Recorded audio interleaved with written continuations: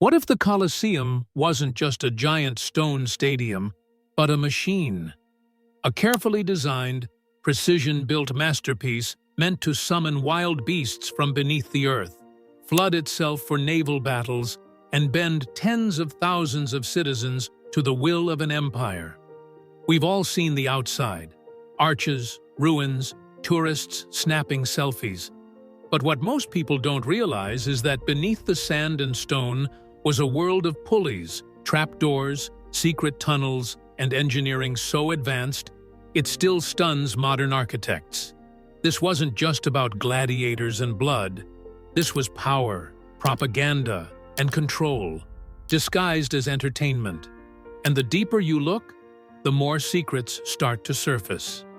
Let's open the gates and step inside the Colosseum.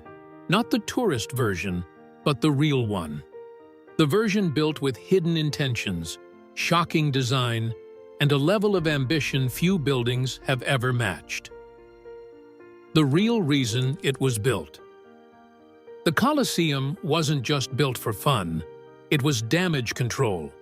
Emperor Vespasian had just seized power after a bloody civil war.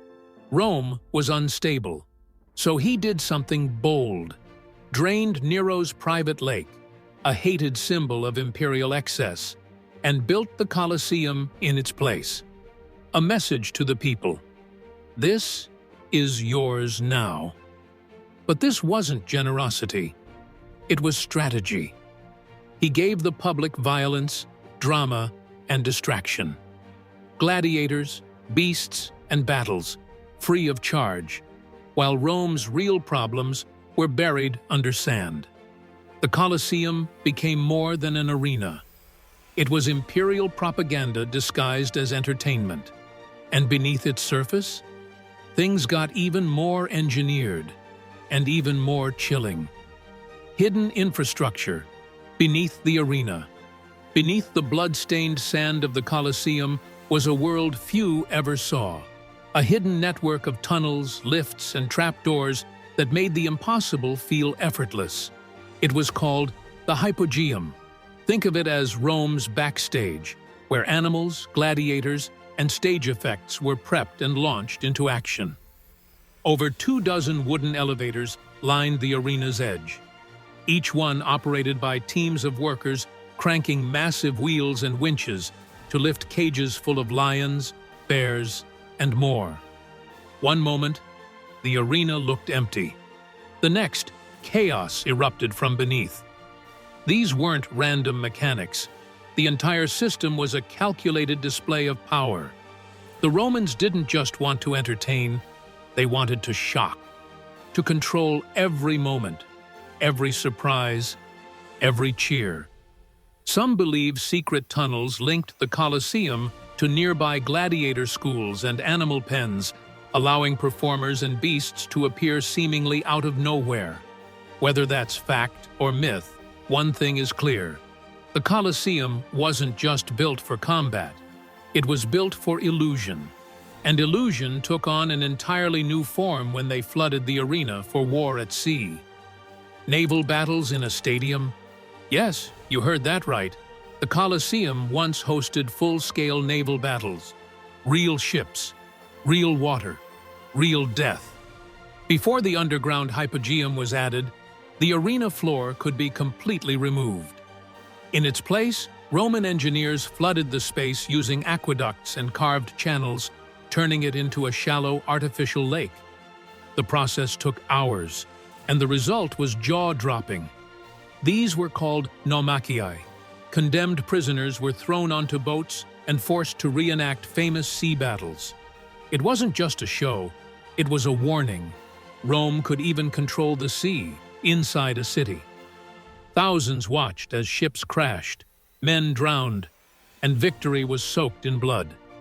It was spectacle at its most extreme, part military flex, part human sacrifice. Today, historians still debate how stable the structure really was during these battles. Could the foundations handle that much water? Did it leak? Was it all exaggerated? Whatever the case, it worked. The message was loud and clear. Rome could flood a battlefield anywhere, any time.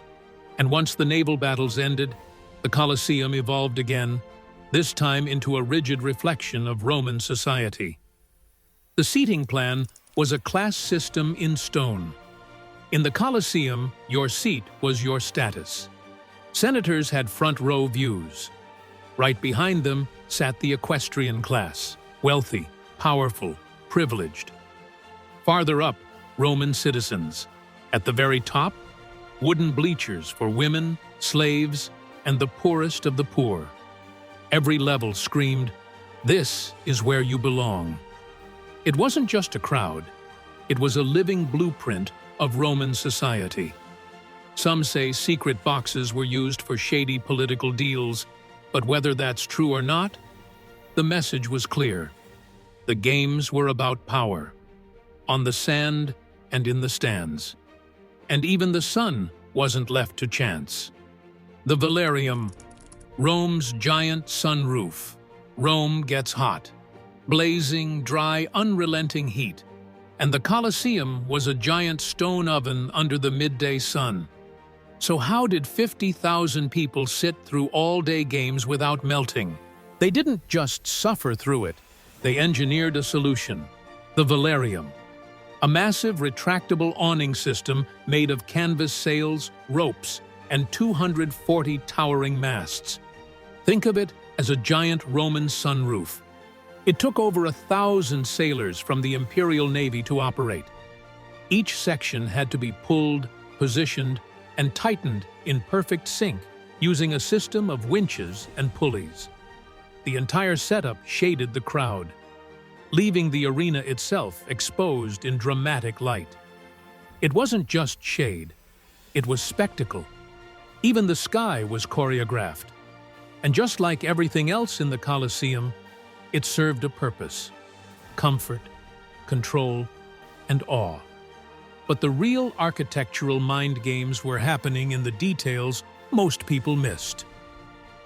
Architectural details that sent a message. The Colosseum didn't just impress, it intimidated. Each level used a different column style, stacked from simple to ornate: Doric, Ionic, Corinthian. To the average Roman, it felt like climbing a ladder of power, visually and socially. Statues once filled the arches, many of them gods and heroes, watching from above like silent enforcers. Every arch, every carving, every inch of the structure whispered the same thing: Rome is divine, eternal, and in control. Even the materials sent a message: volcanic rock, Roman concrete, marble, durable, imposing, and built to outlive its enemies. This wasn't just design, it was psychological warfare. You didn't enter the Colosseum to escape reality.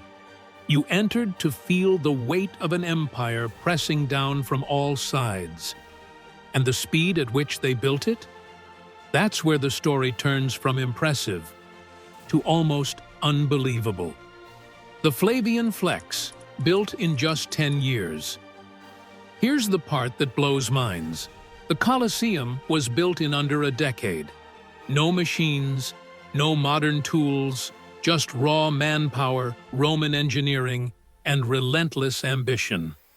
Construction began in 72 AD under Emperor Vespasian and wrapped up in just 8 years, with another 2 for final touches. That's faster than some modern stadiums.